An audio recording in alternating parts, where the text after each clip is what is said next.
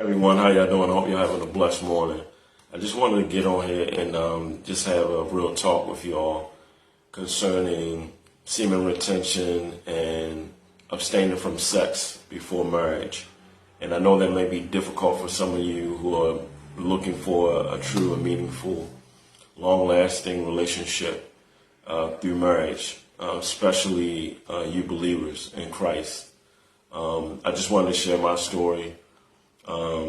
I myself was one of the worst womanizers.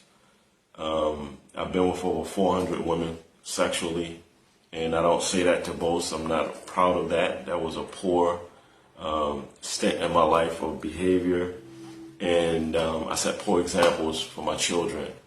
But I'm blessed. I do, in fact, have 6 children's mothers and 8 children, which I've been blessed with 4 grandchildren as a result of that.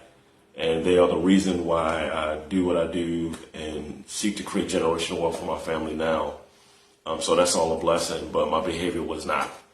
I was an adulterer, I was a cheater, and, I was foolish in my ways.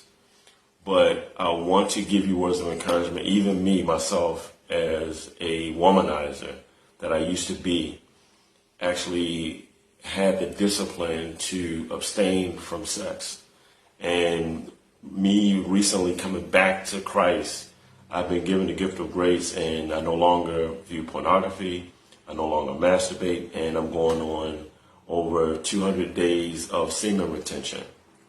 And I want you guys to understand something, that even if you're not fornicating, masturbation is still an abomination unto the Lord, and viewing sexual content or any nude pictures or looking at women lustfully or inappropriately is still an abomination. And I'm going to tell you the benefits of the gift of grace, and this is for men and women. You will receive the power to resist these sinful behaviors that you used to couldn't even get away from. And it's a blessing. And even if you're not a believer, if you can figure out a way to develop the discipline to deny yourself sexually, you'll still be closer spiritually to the Most High. And in 1 Corinthians 6 through 18 and 7 through 14, it will explain this a lot more clearly. So 1 Corinthians 6:18 through chapter 7 and verse 18. If you read that, you'll get a better understanding of what I'm saying here. I just want you to know that emotionally you'll become more mature, you'll become less reactive, and you'll start to see your brothers and sisters not as sexual objects, but as living souls, and you'll be able to develop deeper relationships with them. Because when you respect your body as a male, what you're doing is you're sowing good seeds of saving yourself for your wife and honoring her. And you're leaving a good example for other women that there are honorable men left. I know a lot of women have been burnt in situations where they've been cheated on and lied to over and over again. They've given their hearts, and they may feel like they don't want to put themselves in a vulnerable situation again in terms of relationships or even thinking about the possibility of marriage.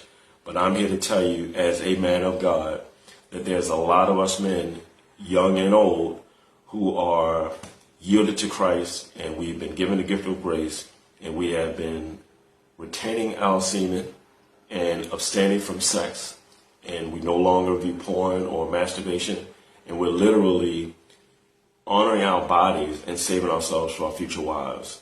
And for our younger males out there, it's an honor for me to be in this position, because a lot of people used to look up to me, like even some of my own nephews, and think that it was cool to be a womanizer that I was. And I just feel so ashamed, because I have daughters, I have granddaughters, and I didn't want to leave that as a legacy for myself. Being known as the guy who couldn't keep himself away from women or was with a bunch of women. I'm certainly, shameful of that. But I'm blessed to be under grace now. And it's just transformed me in every aspect of my life. The Bible is not a religious book. It's not a book on religion. God is not a religious God. The Bible is a governmental document that gives you practical instructions on how you are to live your life and rule over your kingly and queenly dominion here on planet Earth. And Christ, yielding to Christ, gives you the ability to receive the gift of faith, and therefore you receive the gift of knowledge and the Lord's wisdom, and you have the power to now apply that knowledge, which is wisdom. And everything that you could ever want is going to be at your fingertips, and you're going to be manifesting a lot of things. It's very powerful. I just want you to read Joshua 1:8 and 1 Thessalonians 4:11 through 12, and try doing what the Lord says and see if it won't bless you. It'll blow your mind. I've been receiving so many blessings. I have so much clarity. I feel so spiritually grounded in my life. And I'm creating relationships and friendships with men and women that I just couldn't do before. You know, because I was setting the bad examples for men before with my heathen ways, right? And with women, it's like I couldn't get beyond a sexual connection with women. Even though I longed to have deeper, meaningful friendships with women, it always ended up in sex. And of course, I'm not ashamed to expose myself, with nude pictures and videos online. And as a businessman, that could be very damaging. And I'm glad I turned away from that. And I'm not ashamed of that, because I feel blessed that the Lord has delivered me from that. I used to think everything was about being a well-endowed male. And my friend challenged me one day years ago after I fractured my penis, after having rough sex, right, with someone who I shouldn't be having sex with. So that's exactly the curse that I deserve. And I'm telling you, after I fractured my penis, I felt powerless, like when Samson had his locks cut, right? And my friend challenged me in that moment as I was going through the healing process. Are you going to be more than just a Don Juan? Is that all you're about? Is your sexual prowess?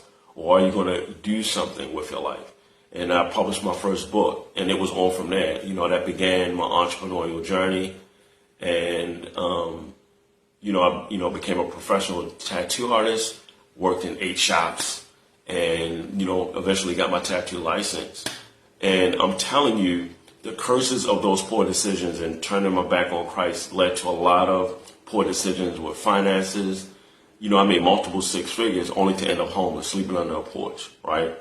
But the Lord was always with me and blessed me out of those moments. As a matter of fact, I was sleeping under a porch before I was blessed with the opportunity to become a licensed artist, right? And I just want you to not give up and keep the faith and believe. The Lord has blessings for you. And the reason why you're going through situations and tribulations is because the Lord is preparing something for you. And let me tell you this. The reason why Christ says that you're committing adultery in your heart is because on the flip side of that, when you yield to Christ, your husband or your wife is already there for you. Think about it. God is the Alpha and the Omega. So everything is already done, all of the blessings in your life. And your life is a two-sided coin. When you reject the will of God, you get the curses. But when you yield to the will of God through Christ, you get all of the blessings. And that husband and that wife you've been desiring is there for you. And it'll give you the ability to do as he says and be fruitful and multiply using his be, do, have principle, right? And that means be not, do not, have not. Be a little, do a little, have a little. Be a lot, do a lot, have a lot. And that universal principle is part of God's automation, and none of us can escape that. So I just want you to keep in mind that you are already ordained to be blessed. Try having a relationship with Christ, and I promise you it will change your life. And it's actually more fun than anything. I'm having more fun than I've ever had. I don't have any fits of guilt or shame. I'm more outgoing. I used to feel like I was an introvert. Now I can't even count the number of names of people I know. And I speak to almost everyone I see. And I'm just filled with his spirit. And it just gives me energy to do what I do. I have a lot of projects and things that I'm going to be revealing. And some of you are going to be like, how were you able to build that working full time? Well, when you have God's gift for faith and expectation, right? When you have that, because God actually has an expected end for you. He wants you to know that you have blessings, right? He has good intentions for you. And so if you keep that in mind and you trust in his word, you are going to see so many possibilities. And like I said, since I've been given his gift of grace, I've certainly had the energy to post more on social media, to complete projects, to continue to build my business. And there's a lot of opportunities that have opened up for me as a result. And I get to share that with you guys. I get to share the next levels and take you on this journey. That's what this page is about. And some of you may not be believers, and that's okay.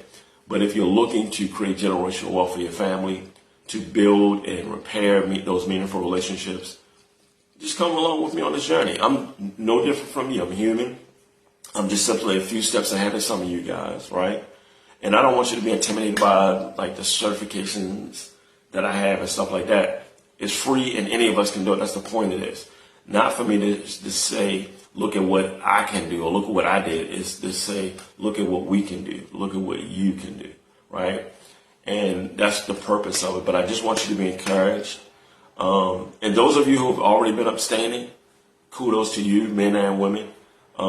That husband and that wife is on the way. And even if you're not looking to get married, but you just simply wanted to ground yourself and focus on improving and developing yourself, that's a blessing. And I encourage you to keep going. And may you find some good nuggets in this post. And I want you guys to have a blessed day.